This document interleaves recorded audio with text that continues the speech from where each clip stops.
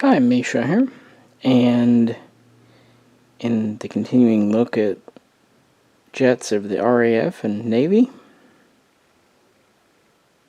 we're going to look at the 1950s interceptors.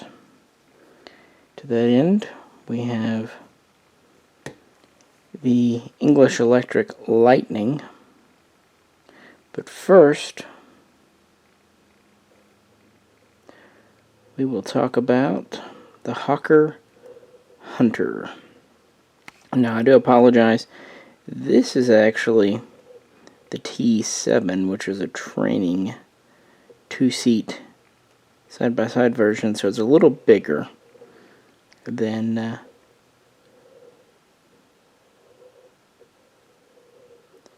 the original. But we can still talk about it and tell the story.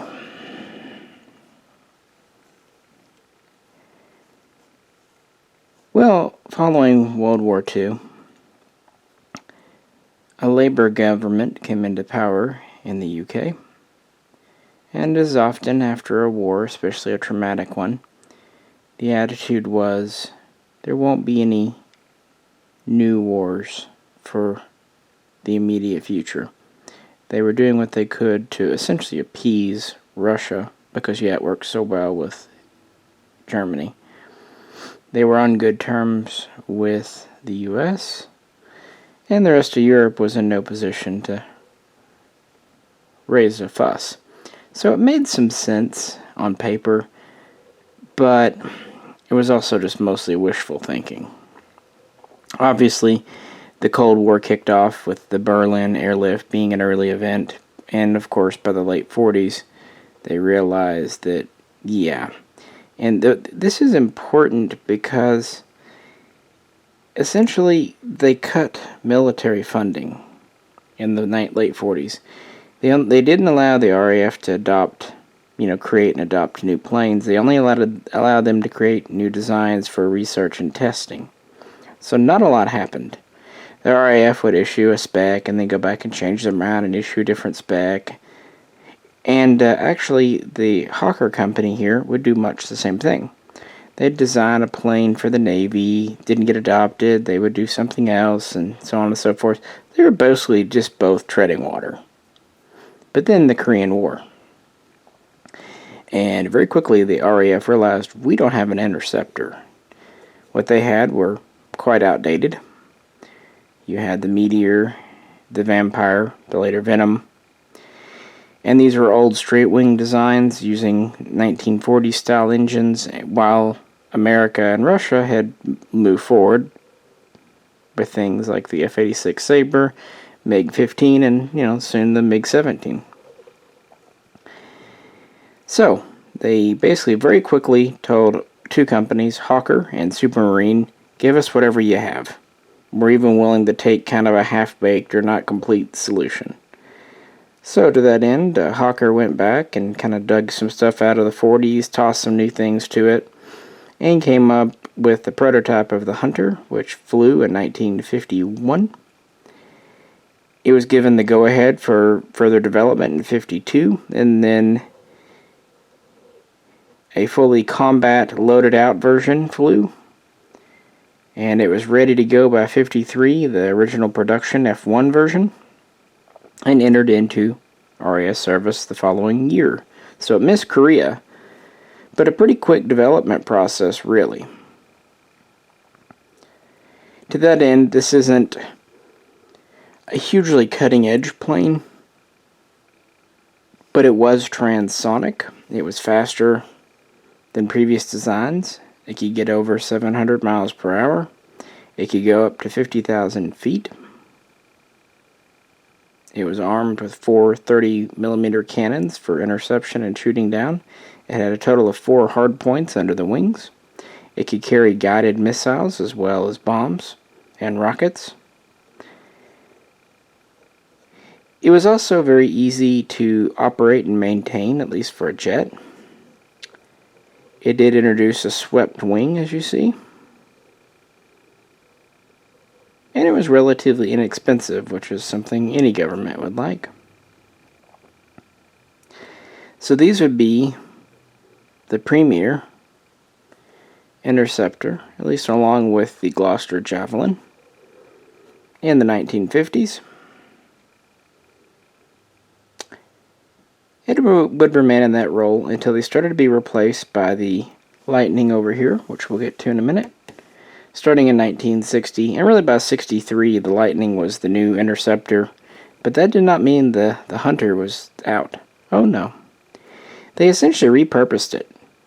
You know, it was turned into a recon plane, which is where a lot of older designs go, but it was also repurposed into a close ground support plane, a ground attack plane, a role which it actually excelled in. It was actually very good at presenting pinpoint bombing because of its, at the time, advanced radar. It was good at bringing in strikes, and it had a reasonable ordnance load. So it was used primarily in this role through the 1960s and into the 70s. But then it would be replaced by newer designs such as the Tornado. But, you know, extending on. Even then, though, it would still be used. It was used as a training plane for many years until replaced by the Hawk. But it was still kept as a trainer through the 1980s for the Blackburn Buccaneer because it was a two-seat strike bomber, strike fighter. And so a training version like this, a two-seat of the Hunter, made a lot of sense. Like I said, this is the T7.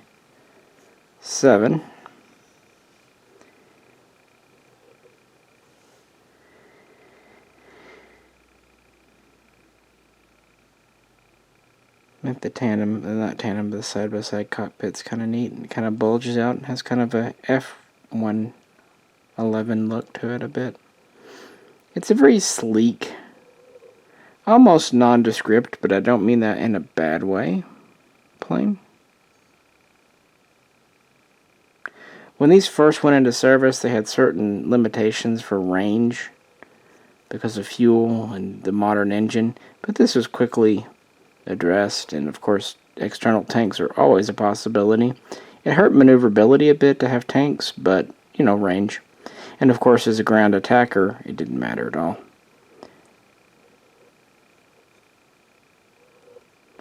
Yeah, the Hawker Hunter. And as before, this is a model from Corgi. Not a terribly common one from what I've seen. Pretty neat one. It's very solid, very... There's not much sticking out. Very heavy too. It's kind of spindly. But there you have it, the Transonic Interceptor. Really with design elements dating back to the 40s and designed in the early 50s, and this was premier in Britain in the late 50s.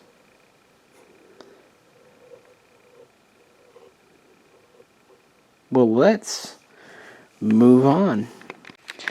It's not that the Hunter is a bad plane, was a bad plane. Not at all. It was a very good serviceable plane, but it was also Britain playing catch-up. So the fact that it worked was really already pretty well good enough. And it worked well for many years. Sorry, I forgot to mention, they did actually make nearly 2,000 of the Hunter. So, very successful. But this plane, on the other hand, was more or less at the bleeding edge of interceptor technology in the 1950s. The English Electric Lightning, and this is the F6 version. It's kind of the final major version, that and the F2A.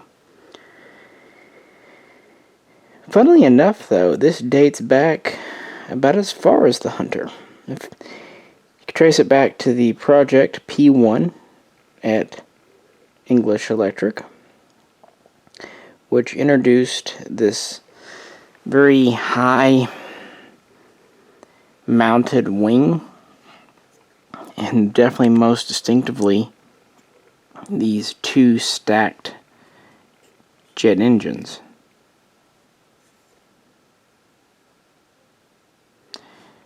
It was designed from the outset to be a high-speed plane. About 1947, give or take, the RAF said it would be interested in a Mach 1.5 fighter interceptor. So several companies started working on it. And from the outset, this is what it was designed to do. Go past Mach. There were several revisions, and actually there was a lot of skepticism in the government and the general staff because it's a very radical design. But they kind of proved that it would work around 1952. They also updated to the P-1B plan, and so the go-ahead was given to create a prototype. That happened in 1953, and the early version flew in 1954. And it very quickly went supersonic and was destined to be adopted as the RAF's next interceptor. It was given the name Lightning in 1956 because of obviously its speed. And the idea, kind of like the Meteor was first used a decade earlier, this was an interceptor to be stationed at airfields to go up and shoot down bombers. It wasn't long ranged. Definitely this design made sacrifices. But it could go Mach 2, at least eventually. The first prototype or test plane in the series to go Mach 2 happened in 1957.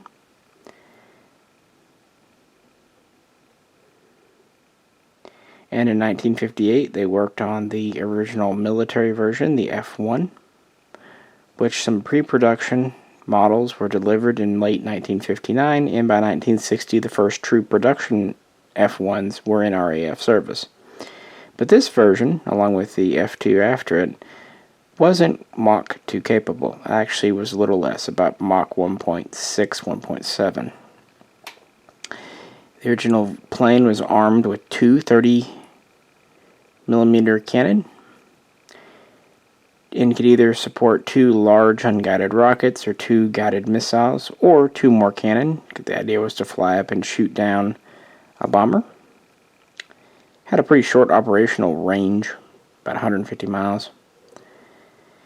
The subsequent versions, they would add more fuel capacity, and then the F-3, which would be introduced around 62, would go to a new style of engine, which increased the speed and allowed it to go to Mach 2, but also increased the fuel consumption, so it decreased the already small range even further.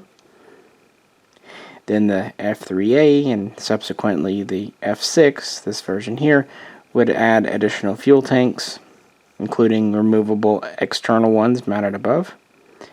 One other thing to note, originally the F-3 would do away with the cannon because they went to this new pattern of red-top missile, but they very quickly realized they wanted a cannon back, so the F-3A would reintroduce the cannon, and the F-6 would have it as well.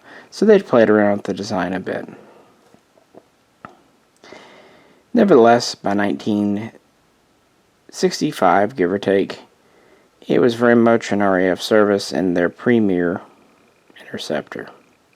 This thing is quite long and over 55 feet, yet it has a relatively small wingspan of about 34 feet,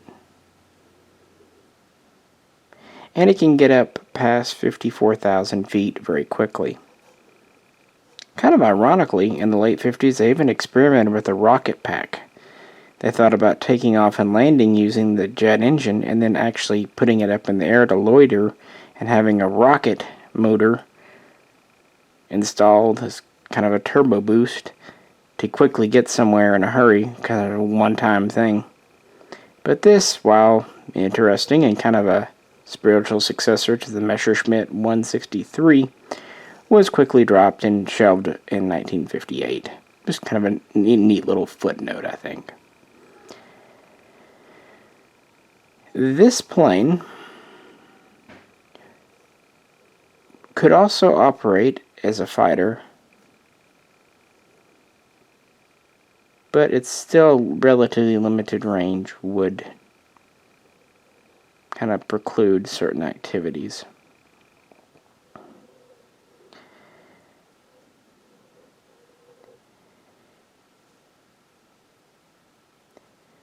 Very interesting craft.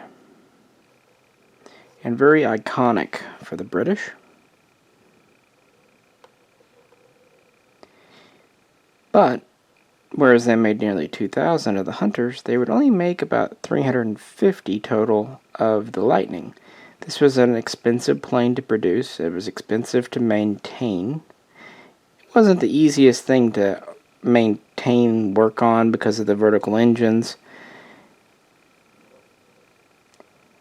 And of course it was for a very specific role. It was not a general purpose aircraft, so they did not need that many. And of course not many foreign customers were interested in adopting it. So yeah, that was enough. They produced them through the 60s. They would actually refurbish some of the older ones, like the F2s and F3s. The F1s are more or less retired because they didn't make that many anyway. However, starting around 1974, these experienced a very slow but steady phase out. And the last ones were pulled out of RAF service in 1988. By the 80s, the airframes had a lot of hours on them, a lot of stress because of the speed and everything, so they were getting very expensive to maintain. These started to be replaced in the 60s by the F4K, the Phantom, the British version, which was much more versatile, and later the Tornado.